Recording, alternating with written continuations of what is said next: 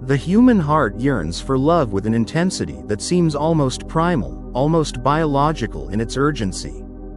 From the moment we are born, we reach out for connection, for warmth, for the embrace that tells us we are not alone in this vast and often frightening universe.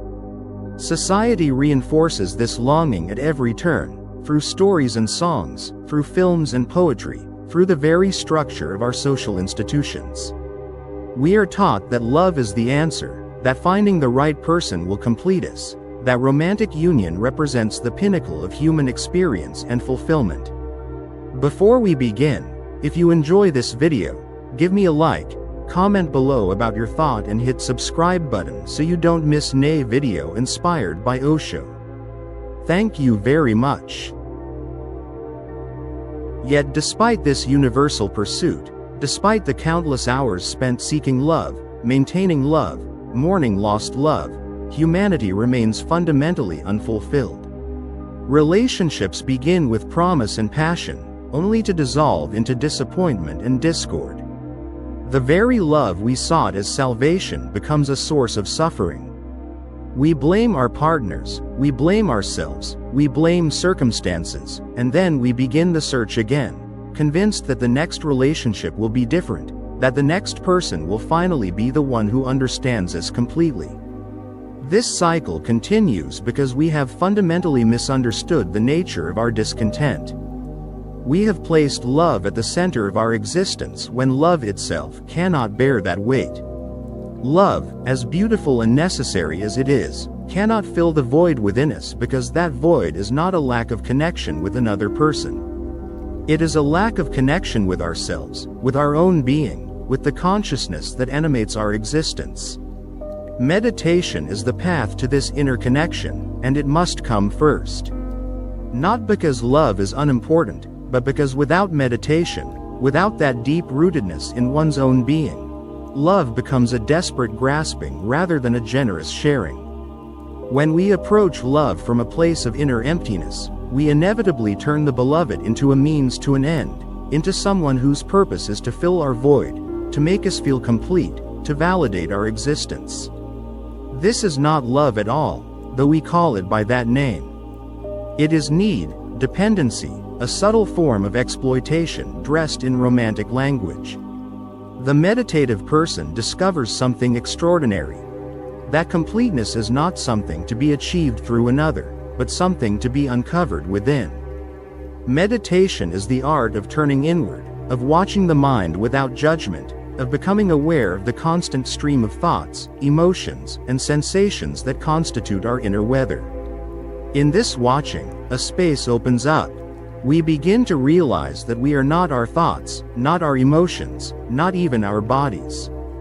We are the awareness in which all of these phenomena arise and pass away. This realization is profoundly liberating. When we are no longer identified with the turbulent contents of consciousness, when we rest in awareness itself, a deep peace emerges. This peace is not dependent on external circumstances. It does not require another person to validate it or maintain it. It simply is, like the sky that remains untouched by the clouds that pass through it. From this place of inner fullness, love becomes possible in an entirely different way.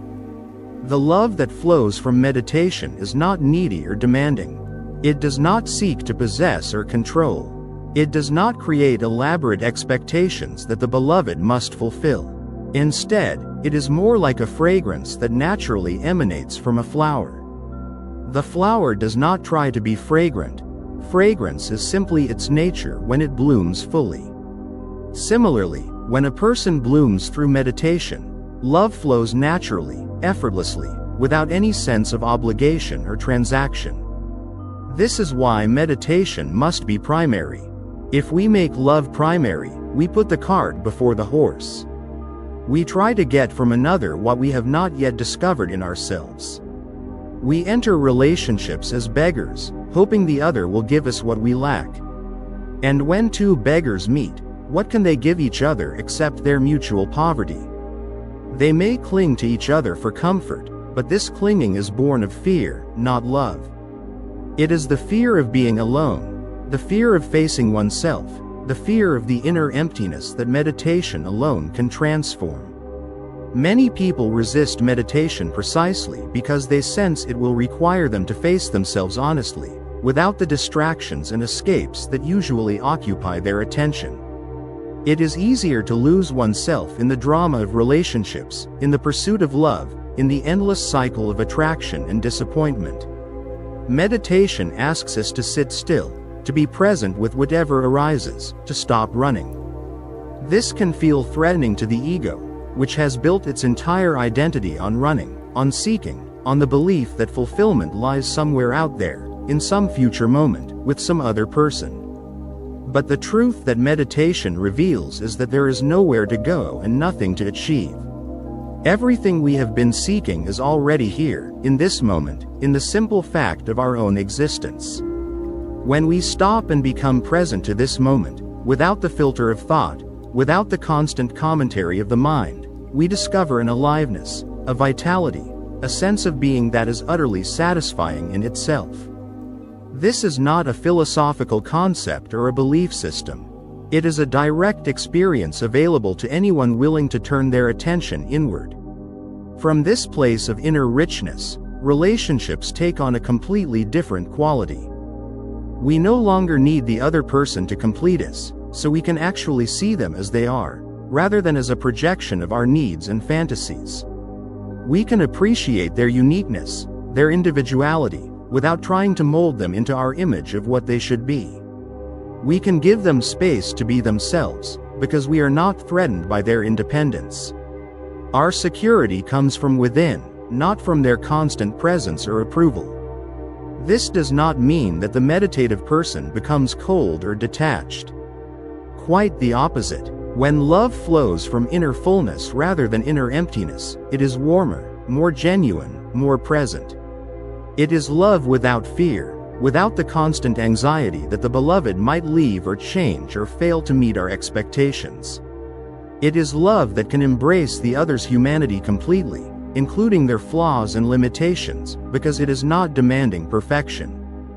The meditative person also discovers that love is not limited to romantic relationships. The same quality of loving awareness that arises in meditation can be directed toward all of life. Trees, animals, strangers on the street, even inanimate objects can become recipients of this loving attention. This is not sentimentality or forced positivity. It is a natural response to the recognition that the same consciousness that animates us animates all things, that separation is ultimately an illusion, that we are all expressions of the same underlying reality. When meditation is primary, love becomes secondary in the sense that it is no longer the goal, the thing we are desperately seeking. But paradoxically, it becomes more present, more abundant, more real. It is no longer something we have to chase or earn or maintain through constant effort.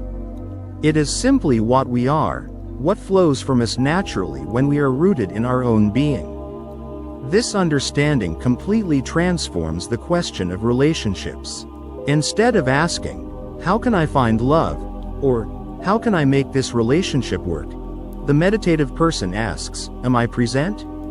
Am I aware? Am I responding from my center or reacting from my conditioning?"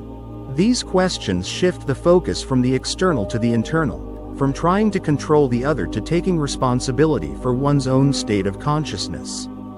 Many relationships fail not because the people involved are incompatible, but because both parties are asleep, both are unconscious, both are operating from old patterns and conditioning.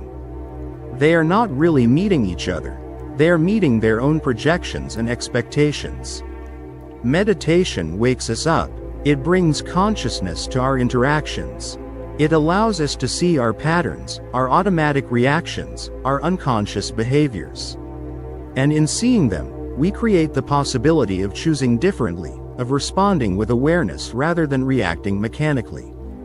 The path of meditation is not always easy. It requires patience, persistence, and a willingness to face uncomfortable truths about ourselves. But it is the only path that leads to genuine transformation, to a fundamental shift in how we experience ourselves and the world. Love, as wonderful as it is cannot provide this transformation. Love can inspire us, comfort us, bring us joy, but it cannot do the inner work that only we can do for ourselves. When meditation becomes the foundation of our lives, everything else falls into place naturally. Love comes, not as something we desperately need, but as something we joyfully share. Relationships become opportunities for mutual growth and discovery rather than arenas for conflict and disappointment. Life itself becomes a meditation, a continuous awareness, a constant returning to the present moment. This is the great secret that so few understand, that the love we seek outside ourselves can only be found within, and that meditation is the key that unlocks this inner treasure.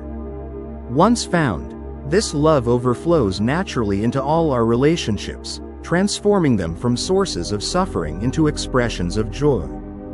This is why meditation must be primary and love secondary, not because love is less important, but because true love can only flow from the inner fullness that meditation reveals.